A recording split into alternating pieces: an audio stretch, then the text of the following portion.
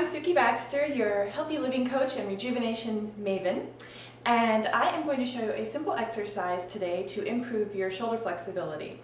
A lot of people who come into my practice for neck pain and shoulder pain have extremely limited range of motion in their shoulders. They're not able to move their arms very much, and they're not able to get a lot of movement through the scapula and the clavicle. So the exercise I'm going to show you today is really super simple. Anyone can do it, no matter how old you are. It doesn't really matter what your flexibility is right now. And you can do it with something as simple as a broom or a mop or a jump rope if you have one.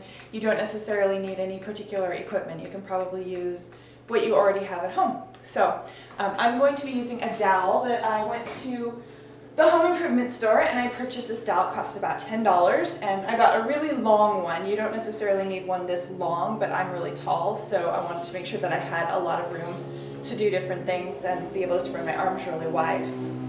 For most people, a broom is probably going to be plenty long enough and you can just pick one up. You probably already have one. So what you're going to want to do is take the dowel and hold it in front of you, like so, with your thumb on the bottom and your fingers over the top. And you want to turn so that the crease of your elbow, so I'm looking at the crease right in here, you want to turn those so that they are facing each other. So you don't want them rolled out or rolled under, you want them almost like a mirror image. And then you bring the dowel all the way down to your waist and simply bring it straight up overhead and around behind your shoulders, all the way down as far as you can and back. Now the reason I prefer a dowel, a wooden dowel, over say a rope or a jump rope is that with a rope it's really easy to bend your arms, and you want to make sure you keep your arms locked completely straight, so you don't want to be bending your elbows like this. A lot of people, when they get to the top, this will be the really sticky area and they'll want to bend their elbows. Keep those elbow creases facing each other, keep the elbows locked completely straight, and just keep going.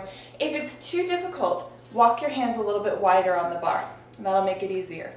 If your hands are as wide as they can go and you can't get your arms behind you, just go to the edge of your range of motion, hang out there for a second, and then come back and continue to repeat that.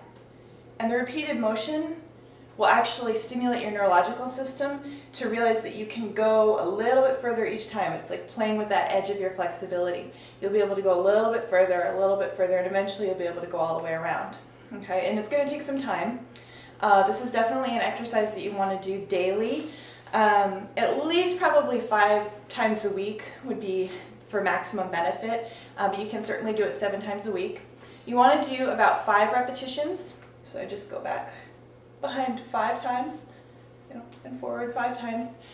You can do about 3 sets of those, but even if you just do 1 set, you're going to notice a huge improvement in your flexibility and range of motion. How to make this more difficult. So as you get really good at it, so for example, this is really easy for me. I can do this and it's not even a strain. So simply walking my hands in, that's a little bit more challenging for me.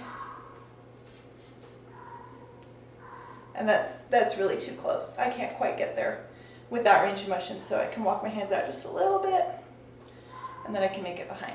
So that's how you find out exactly where the most challenging place is for you. Some people find it really helpful to mark a center line on the dowel and then measure out in certain increments and mark a line around so that you know, like, okay, I'm going to start on the black line and we're going to do this for a week and then I'm going to work my way in an inch from that black line and we're going to try that. I don't really worry too much about that. I just go to the edge of where I am able to fully get my arms behind my shoulders. Okay, so that is a simple exercise that you can do anytime to help improve your shoulder flexibility, and it'll definitely help relieve strain in your chest, shoulders, and neck. Thanks so much.